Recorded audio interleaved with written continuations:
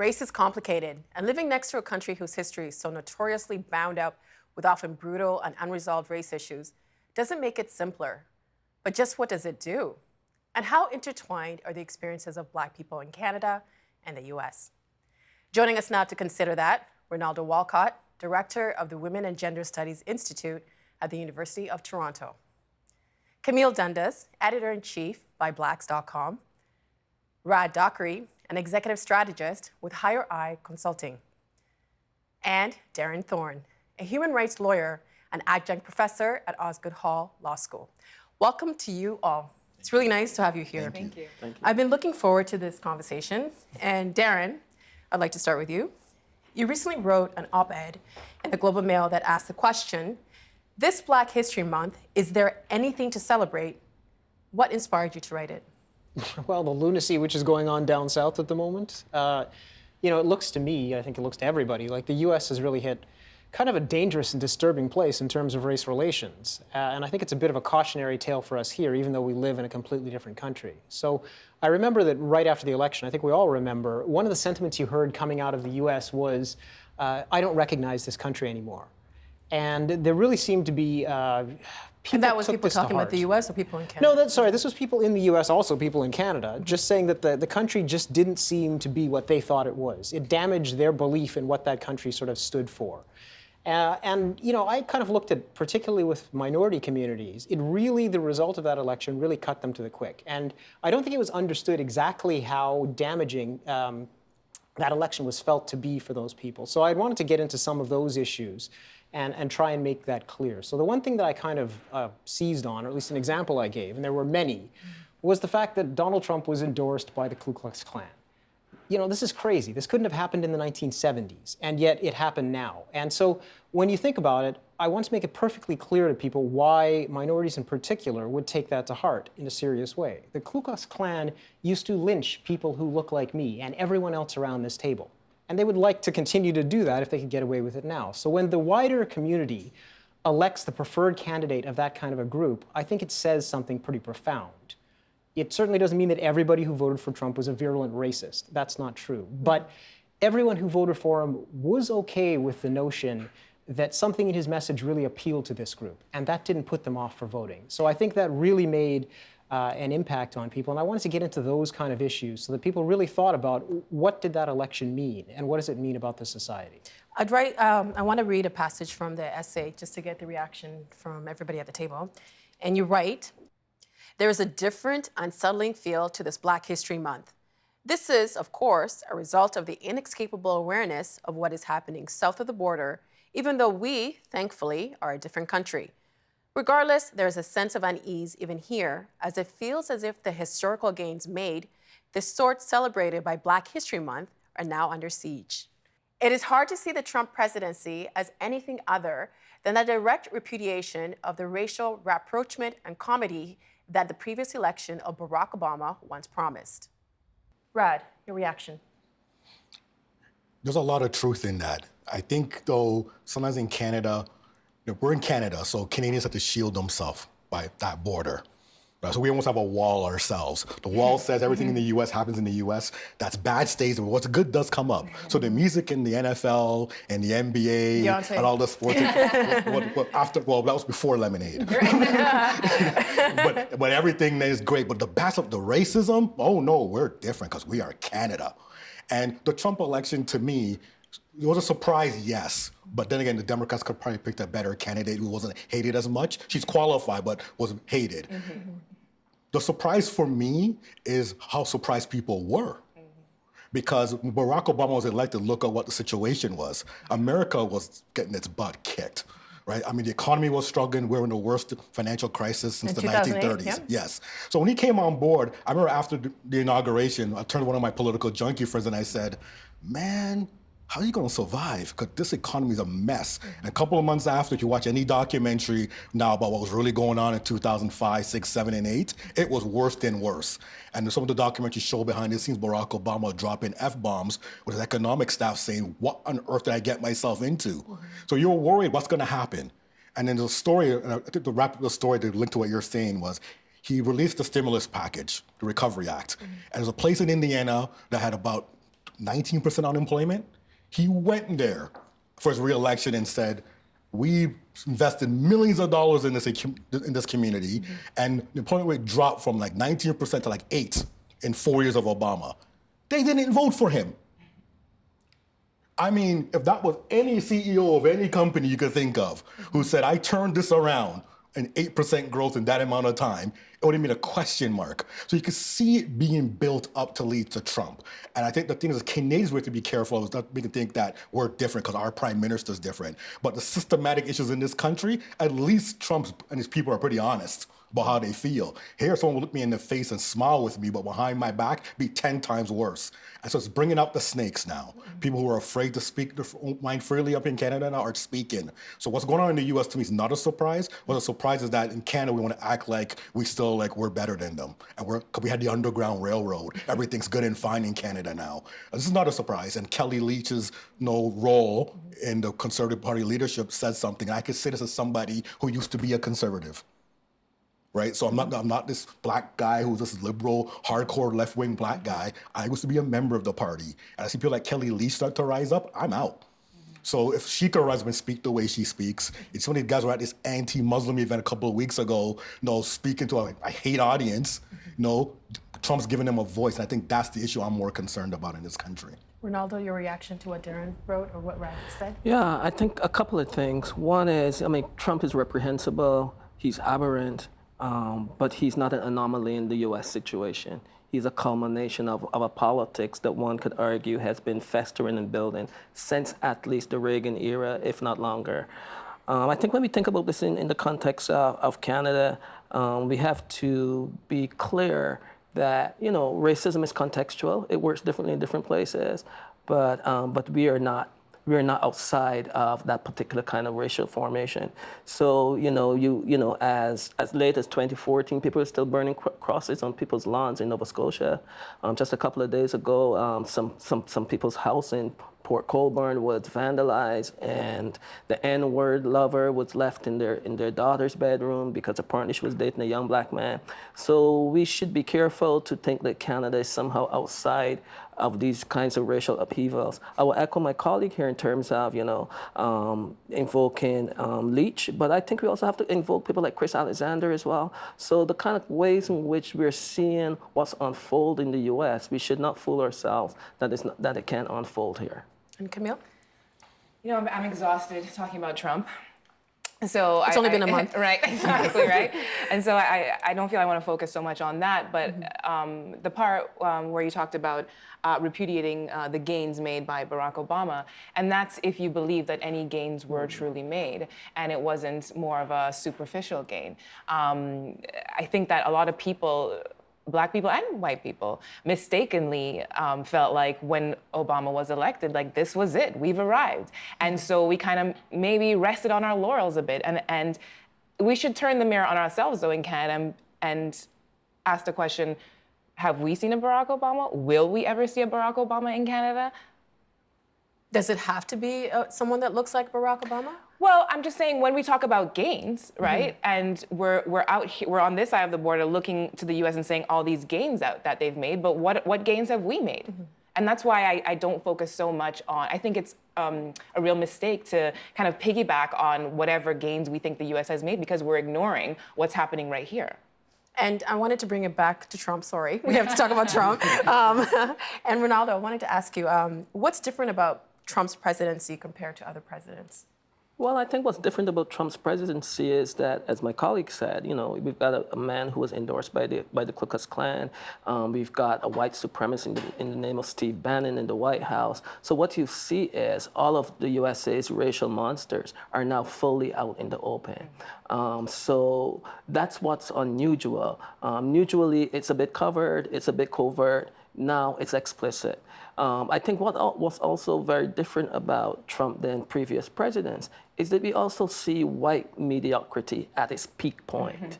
That what we're dealing with is a man who's not very smart, who's not very well read, who might have tons of money, and who might have traveled around the world in various capacities, but clearly doesn't understand the world, doesn't care to understand the world. So these are some qualities that are generally much more covert if they exist among U.S. presidents that are now wide out in the open. open. And therefore, this is why so many people feel nervous, so many people are afraid, because the man it's quite difficult to read. You mentioned white mediocrity. What do you mean by that? Well, what I mean is that, the kinds of, even though I'm a critic of Obama, a black man with the kind of qualities of Trump could never be elected in the US. He would be seen as absolutely and totally not qualified. So Trump is peak white mediocrity in that sense, that almost any white man can be elected vis-a-vis the kind of black man that it took to be elected. Camille, you wanted to say something? Just for me, as a journalist, the most frightening thing about Trump's presidency, and kind of echoing what you were saying, Rad, in terms of it's people's reaction. When he can get up, at a press conference and just spew complete lies and single-handedly turn sort of the entire society against truth, against journalism. When he is able to say things and people that are obviously fake and are based on no facts, and people just are still blindly will continue to support him and accuse the media of the ones telling the lies. And it just baffles my mind the way that people are just kind of swallowed and be like, oh no, he didn't mean that. Oh, but you know what? He's still standing for me. He's still fighting for us. It's just it really boggles my mind. Where do you think that comes from? And I think it comes from the same place where his election came from, the fact that he was elected, and that sometimes people just want any type of change. Whether I think that goes for Brexit as well. Where they just want something different, and whether it's good or bad. And us, like normal thinking people, kind of find it crazy. But these are the things that push people: the frustration, the economic disempowerment. All of these things push people to just do something, to just want some type of change. And I don't know why people are so surprised by everything Trump is doing now, because he's doing exactly what he said he was going to do while he campaigned. So, but I think during the election process, people were saying, oh, he won't be. Oh, yeah, exactly. Darren, I wanted to ask you, what is it about Trump's rhetoric about black people that you find the most troubling? I think most of us would like to think that in a decent society, you don't have to be black to be appalled by something like apartheid. You don't have to be Jewish to be sickened by the Holocaust or anti-Semitism. You don't have to be a Muslim to recognize the existence and the dangers of Islamophobia. The problem with Trump's language and the way that it divides people into these little camps is it basically says to all of those things, yes, you do. Right? You should really only be looking out for you and that small group of people like you, and that everybody else, not only do you not pay attention to them, but they're a danger to you, right? That is hugely dangerous. It's corrosive, I think, to a multicultural society. No multicultural society can act that way. Do you think people are aware that they're doing that? Well, I think they're invited to think that way, and I think his appeal to white nationalism, as was mentioned just a moment ago, is a really overt one, which is basically saying to people, this is the group that I'm standing for. And if you're in that group, which is sort of white people generally, you need to be on my side and recognize that all of these other groups are really more or less enemies to you. And it's very clear the way that he does stereotype. It's a very traditional stereotyping. Like every group stands for one thing. So the Mexicans are somehow rapists. The Muslims are terrorists. The way he describes the black community, I said in the piece, is very consistent. Every time he describes the black community, he evidently sees it as either helpless victims or thuggish predators who all live in some sort of escape from New York inner city hellscape ghetto, right? And so if that's your view of the world and you're inviting people to think that way, there's no way you can have a society that works together. It's not that society always has, but we're taking a real step away where he's inviting people to really go in the opposite direction. And that's what's so dangerous and frankly different about this administration, because he's doing it overtly. I'm not saying that it wasn't there covertly. It certainly has been in the past. But when you can stand up and make those appeals overtly, that is hugely dangerous. Here's what writer Malcolm Gladwell, who's half black and Canadian, and he also lives in the U.S., and had to say this about Trump recently. Let's take a look. That process of getting woken up predates Donald Trump. I mean, I remember I had this strong feeling when people were really getting outraged about police shootings over the last 2 years. I thought this was one of the best things that had happened in this country in years, because police shootings like that have been going on for generations and nobody said anything. Finally, people were like, wait a minute, this shouldn't happen, right? And so I was so incredibly heartened by that. Finally, we're like saying, we can't, this just shouldn't go on, right? We have to, and I feel like that energy has fed into the Donald Trump election and is creating something even more significant. Brad, I'd like to take your response for that. I agree in some element. Malcolm X to talk about there's a time when so you need to be shaken up. So there's time to, sometimes we could be complacent. Things seem to be going okay. Then something like this happens and people mobilize. As soon as you have an enemy clearly drawn in front of you, then you mobilize. So your enemy's this covert operation, so you don't really want to attack it. So I agree with that part. I think the part that we have to talk about in a Canadian context relating to this as well is that there's Trump and he's the president of the United States. As sickening as it is for me to say that he is. No, Barack Obama was the former president. We agree with the policies or not, like you said, it took a man like him to become president. Just the kind of person, the persona, his intelligence, his intellect. The problem I have when you go below Donald Trump, to the everyday person who I have to deal with in my workplace, who I got to deal with in my customer set, deal with in the store, in the retail, in everyday life. What did they think? And this is the person that could impact my ability to look after my family. This is the person that could impact my ability to be able to afford a car. They could impact all of us around this table. What are you, university gets funding. What are they thinking? They're the people who support Trumpism, per se. No, Trump's a guy, right? He's a salesman. I'm working sales. If someone buys my product, great. But I need someone to buy the product when I'm selling. Why do I have customers? My biggest concern is why does he have customers? Did you find yourself navigating yourself differently the day after the election? Well, the day after Barack Obama won re-election versus the day after Trump won. The day after Barack Obama won re-election, I was up late. Those people on my Facebook know I'm a political junkie, so I was breaking down exit polls like 3 o'clock in the morning.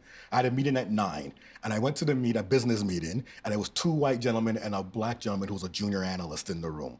And I said, whoa, that was a long night last night. And the 2 white guys said, that's a terrible night last night. And I'm happy because Obama beat Mitt Romney. And the black guy and I kind of looked at each other across the table and kind of looked like, yeah, we won. And these guys were miserable. So I just kind of played it cool and let it go. The day after Trump won, I also had another business meeting, and I saw glee. I saw like, well, this change. No, things are terrible. And I spoke up this time. Well, and I said this time I was, 8 years ago, what was the situation?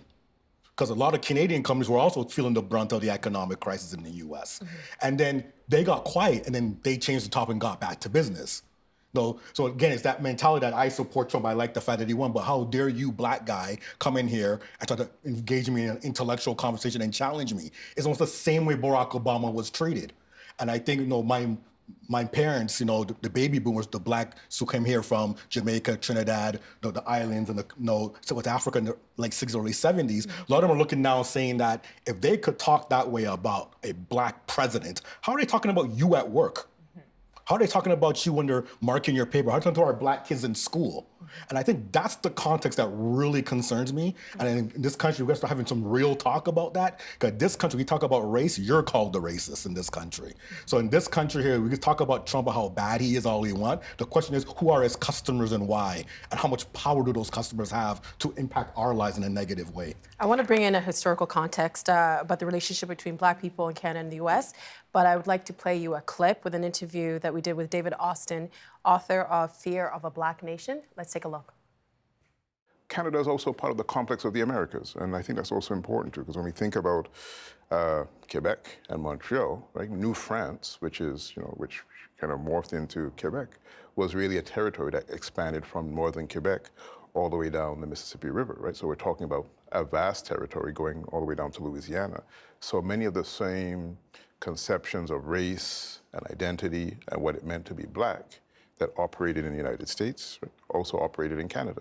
And I think if we kind of break out of those national boundaries and those national narratives that kind of contain our understanding of who is Canadian, who is North American, who is part of the Americas, then we begin to see how some of the kind of cultural and social reference points that shape our understandings of race and identity also play out in the Canadian context too. Ronaldo, I wanted to come to you. Historically, to what extent have race relations in the US affected us here in Canada? Well, I think historically there's always a link. And so I want to go back to the Gladwell piece because I think folks like Gladwell distort the situation. How? They distort the situation because they fail to recognize that black people have been organizing on the ground well before Black Lives Matter comes into being, so to speak, with the shock of Trayvon Martin and then Michael Brown. So, there've been ongoing organizing in black communities against police violence across the US and in Canada for a long time. It's almost an unbroken kind of organizing. We're always having to push back against police violence.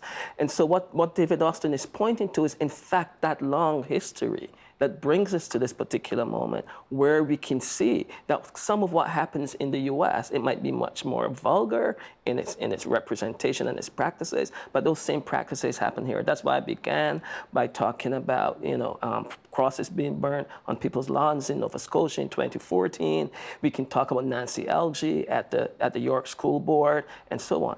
All of these ways in which black people's lives are dismissed, diminished through forms of anti-black racism exist both in Canada and across the US border to varying and different kinds of degrees. And we fool ourselves if we think that what happens in the US influences what happens here.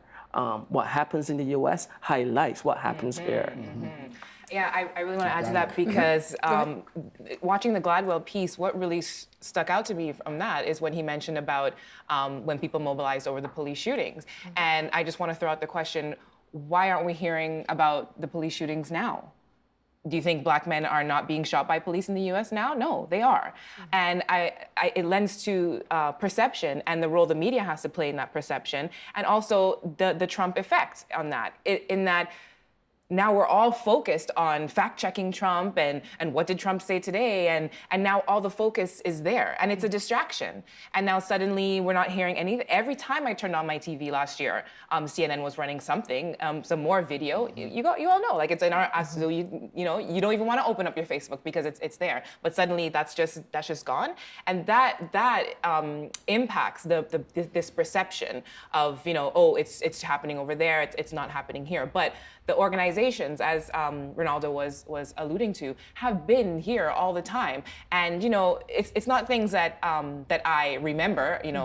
It's things that I learned through reading and research. We do this social media campaign on Buy Black. It's called Black History 365. I've learned so much just through doing that. The Young Street Rebellion, for example, that happened in 1992. Happened along the same timelines of the Rodney King protest, and people will kind of say, oh, that just sprung up because of Rodney King. But a young man was also shot here in Toronto, and the protest sprung up. It just happened around the same time. So it's not like we're just here waiting for something to happen in the US and then suddenly we start a protest. These same things are happening here. We keep talking. Go ahead, Darren. I'd say it also goes to the matter, as you said, of degree, right? At the end of the day, the narrative in Canada, we like to sort of think of ourselves as being kind of above this. What's the narrative? Well, the Underground Railroad led to Canada. Therefore, things are good here and have always been. And that is an atypical, that is an ahistorical view where we're not looking at what actually happened. There is a difference between Canada and the United States in terms of degree. I mean, I think that is certainly true, but that isn't to say that those problems don't exist. But part of the problem is, as you said, we don't know the history. So if you think about the George Williams affair, which Concordia, yes, this is sort of our student activism at the time, where what happened? Well, my uncle was involved in that, actually. Right, it's interesting because it was at that university you had a group of West Indian students who came forward to say there was racism in the grading. This led to a prof was giving out Fs to all the black students, right, basically. and this was in the 60s. So this led to essentially a sit-in where you had 400 students, white and black, sitting in solidarity and occupying a computer lab. There were negotiations. This lasted for days. There were negotiations that went on. The negotiations broke down. A SWAT team was sent in. It turned out the lab ended up burning down, and people don't know this history. But the funny thing is, as you say, your uncle was involved. My aunt was involved in that, but I didn't even know that until just a few years ago. We don't know that kind of a history. And so, it is the sort of thing where we do need to educate ourselves, because I think part of the problem in the U.S. is the inability to really grapple with their history, which I think has led them to this point. Yeah, and we've mentioned the Underground Railroad a couple times, and I just wanted to highlight something that even I learned recently, watching an interview with Dr. Afua Cooper, who I'm sure you're all familiar with, and she dropped this historic bomb, I call it, when she pointed out that the Underground Railroad, sometime after during the 1800s, well, as we know, slaves were owned here in Canada. A slave by the name of Chloe Cooley was being transported from Ontario to New York by boat, and she made a huge scene. She was crying and screaming, and it was a story that was passed around, made its way back to Governor John Simcoe, who was like, okay, maybe we should stop this. And he wanted to end slavery at that point. But guess what? There were so many members of the upper cabinet who owned slaves, and they were like, no. And he said, okay, we'll have a compromise where we'll allow you to keep trading your slaves, but any slave who comes up to Canada will be free. And that was the Underground Railroad. That was how slaves from the US coming up to Canada were free once they touched our shores. So it's not like it was some, oh, like we're so great, we're gonna help you guys out. It was because it was a deal. And no one knows that. Another factor to jump onto that, see, we're giving a little Black history class. Yeah, I know. This is, Which is good because we don't talk about But a lot this. of people talk about, why do we need a Black History Month still? And I guess the argument would be like, We need Black history embedded into the curriculum from day one of your life. Yes. So I grew up my whole life believing that, certain people are great. So Shakespeare's great. I love Shakespeare. I learned Shakespeare from grade 3 on, right? He's great. But how can I learn about Black people who are equivalent to him? Know what I mean? So like 1910, 1911, the great Sir Wilfrid Laurier, university named after him, he's on some of our money. He wanted to ban Black people from entering this country because the people in Alberta, some of the Blacks were coming up from Oklahoma. Local people saying, we don't want these folks up here. Yeah. And he wanted to ban it. The great Sir Wilfrid Laurier, university, I see him on cash when I'm buying something. And I'm like, you give me a break. So and the reason is really what gets me is they might be unsuitable to the climate. Yes. We don't think it, and that's actually what I learned was how Canada's sort of polite racism began, where they didn't outright say we don't want Black people. They was like, oh, you know what? It won't be good for you. You're not suitable to the climate, and I find that so interesting. There's no Donald Trump then. Yeah. You know what I mean? Well, I mean, Darren brought up the history, obviously, of slavery in the U.S. Many people in Canada can trace their roots to the Caribbean. Ronaldo, does that complicate our understanding of how race relations play out in Canada compared to the U.S.? No, I don't think so. People go to the Caribbean come from a history of enslavement too, and so that doesn't leave you. But enslavement, as we've just been talking, of peoples of African descent and African people existed throughout the Americas, including Canada. And so the same logic that continues to haunt us today comes from that logic of enslavement, comes from the idea that Black people are lesser than, comes from the idea that we can be pushed outside the category of the human and so on. So, having come from Caribbean parents or Caribbean ancestry and ended up in Toronto doesn't mean that you somehow doesn't have anything to do with slavery. Slavery didn't just happen in the US, it happened in the Americas. That's the point that David Austin was making. I want to point out, though, that part of what we don't know about slavery and Black life in Canada prior to World War II has a lot to do with what also circulates as legitimate and important knowledge in Canada, right? A full Cooper Carney, Smarts Frost, all of the things that we just talked about are actually written about in books in this country, but those books don't circulate. People don't read those books. People don't hold those books up as this is an avenue and a way to understand And if people don't what know Canada about that is. history, how would they know to look for those books? Well, I think part of it goes back to what my colleague just said here about how history is taught in schools. But part of it is our own responsibility to not take the story as given, to always question the story that we're being given, right? And this has a lot to do with the ways in which we have fallen into the multicultural trap that Black people are recent here. And we have to refuse that recentness. We have to constantly ask, what is at stake? What work is it doing when it keeps telling us that we've just recently arrived, that we are only immigrants, that the only way to think about our life is through the category of the immigrant? You know what that does is it hides all of the hundreds of thousands of Black Nova Scotians who've been here before. It hides the descendants of Black people in Grey County and in Chatham and so on. It hides a richer, more complicated, complex history of Black people even in British Columbia and Northern BC. Black people have been around and across this place that we call Canada for a really long time. And what we have to do is reorient ourselves to think differently about what Canada is. Well, I'd like to read something that you touched on a few points of this column that Doug Saunders wrote in the Globe and Mail. To be Black in the United States 9 times in 10 is to be part of a founding population who spent a century as property rather than citizens and then endured generations of overt racial subjugation. To be Black in Canada, with small but important exceptions, is to be from a fairly recent immigrant background, either to be or to be descended from a post-war immigrant from the Caribbean or Africa. You would think that this would make a big difference. The challenges faced by Black Canadians ought to be those of the new immigrant family. Yet, it's increasingly apparent that this is not always the case. Black Canadians are demonstrably facing different outcomes in employment and housing, and especially in the policing and justice systems that can only be traced to discrimination. Darren, like your reaction? Yes. At the end of the day, that's absolutely true. We've all talked about how we like to see Canada as different. And I mean, I do want to make it clear, there is a degree of difference. We've got to be a little bit careful because I think the US is at a particular point now, which is one of the depths that they've reached in the last 30 years. And so, there is a difference. But the fact of the matter is, all of that is actually true. When you look at the relative position of the Black community, and in fact, certain other immigrant communities as well, or certainly the Native community here, the Aboriginal community here, there are clear differences in terms of outcomes of where people end up in life if you happen to be from those groups. That is just a reality here as it is in the States. And it's something that we kind of turn a blind eye to, and it's a problem when we do that. But sorry, as well-intentioned as Mr. Saunders might be, that is highly problematic for me, that paragraph, because it starts off by reinforcing what we just talked about, okay? And the fact, allow me to please, because where is it? Go ahead.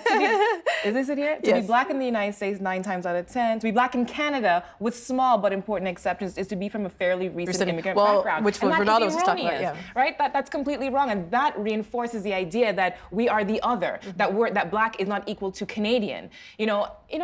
My son is 5 years old, and the other day he said, "Mommy, what's Black History Month?" And I was like, "Okay." What did you say? And I just, in these moments you have to kind of break it down to, the smallest, the lowest denominator, right? And I said, it's about talking about what Black people did in Canada. And Black people were here and made Canada and built Canada, and they cleared the land and they made communities, they made schools. I tried to give him a picture in his mind of building something, right? Of existing. Right? And this is the very thing that Black people now have to, are burdened with proving our humanity, proving our existence, proving that we are here and we belong here. So to start off something like that is to reinforce this idea that you are the other, that you weren't here building this country along with the other founding fathers, but we were. Ronaldo, last word? I want to say that, what a Doug Sanders does is displaces and makes invisible 7 to 8 generations of Black Nova Scotians. He makes invisible by doing something like that on the pages of the Globe and Mail, invisible all of the intimate relations between Black Nova Scotians and Mi'kmaq. So he also makes invisible Indigenous people and their own relations with Black people. And these are the kind of egregious ways in which Black life is represented in this country that we always have to push back against, that we always have to call into question, and that we always have to prove is absolutely incorrect.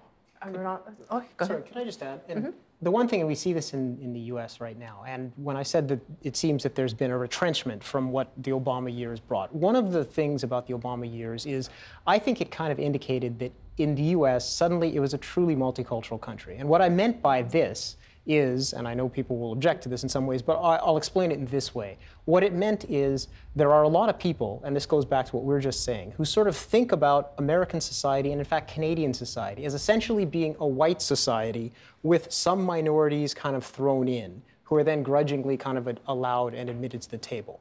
When Barack Obama became president of the United States, it came very hard for certain people to maintain that view. And I think that's what led to sort of part of the backlash against him. And I think we see the same kind of thing here, where in some people's minds, the notion is that the default in this country is, yes, we say we're a multicultural society, but some people really believe that it's really a white society with some other groups kind of thrown in, who are more or less secondary. And there's still that belief in some ways. And we have to kind of recognize that, and we have to fight against it. We need more time to unpack this conversation, but that's all the time we have for today. Thank you all for being here. Thank you. Thank you. Help TVO create a better world through the power of learning. Visit TVO.org and make a tax-deductible donation today.